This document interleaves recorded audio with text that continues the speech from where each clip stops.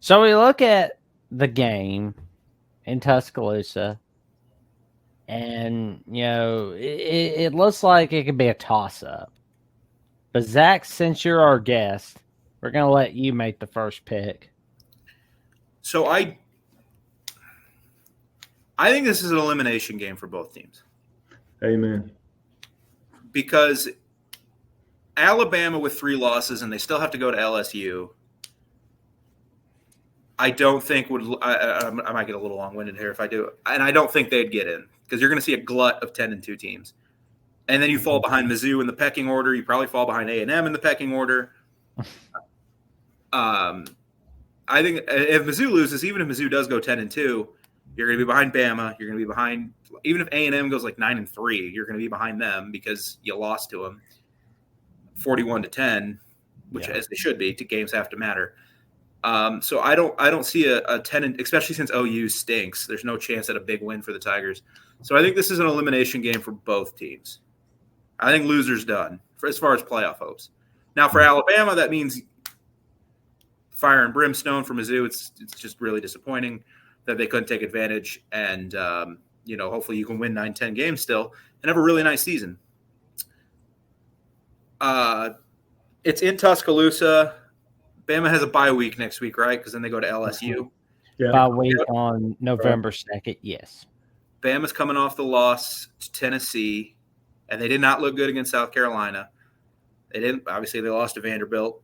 And then, how many – is it 11 quarters in a row of not good football from Alabama? The second half against Georgia, the Vanderbilt game, the South Carolina game, and the Tennessee game. That's 14. Yeah. I'm horrible at math. This is why I do this.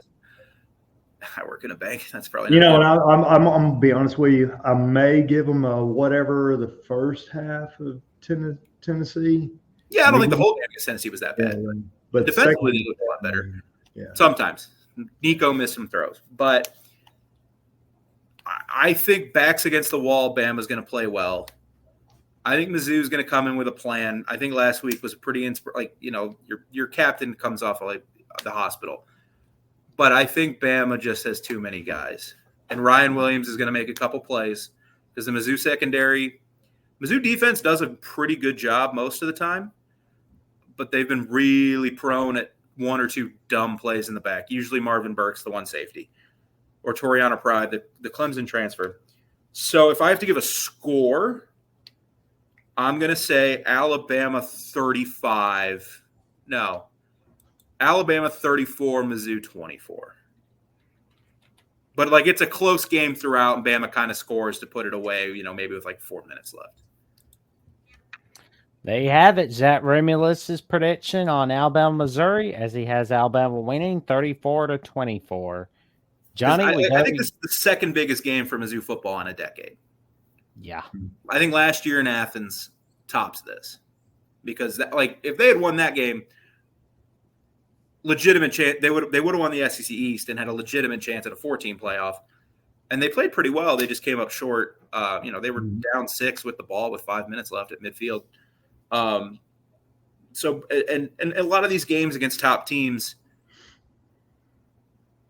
Eli's had them ready to go. They obviously didn't against A&M. That was just like I said, they got a couple calls against them, and I think they just quit.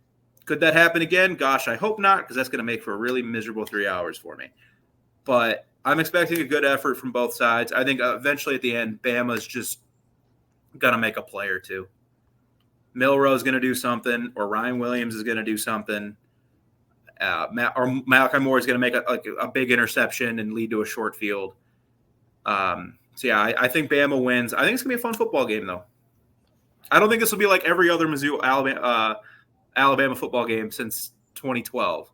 Where it was 42-10 in the regular season, and then the SEC championship game was 42-13. 2018 was 39-10, and then you guys were up 37-3 in 2020 before just quitting, and Mizzou got a couple of cheap touchdowns. But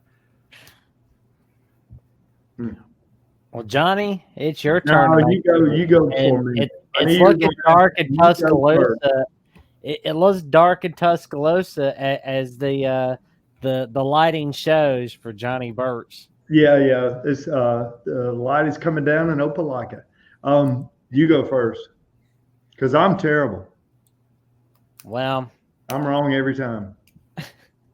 well, if you insist, but I'm just gonna go ahead and say it's gonna be an Alabama 31-24 victory. It feels like that's where it's gonna be. It's So we're just pretty gonna similar. I just have them closing. Like we have a field goals difference. Okay.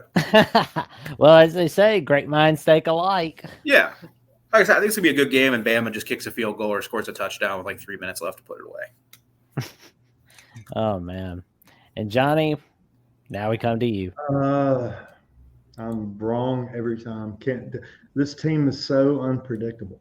There's no fluidity. I mean, it's just every week is something just keeps popping up. I mean, that's the frustrating thing for everybody. I predicted both teams would be terrible last week, and it'd be a 40-30 game. I do think Missouri brings a lot to the table. Alabama's got those seeds of doubt. So I'm going to go with y'all. It's going to be a close one. I'll just say 21-14 Alabama. you see how confident I am in that? You feel the confidence? I think Eeyore's more positive, and he has a nail up his butt.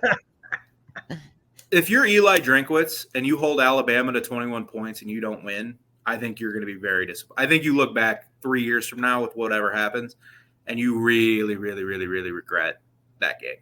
And right now, if that happens, Alabama fans will be, yeah. Yeah.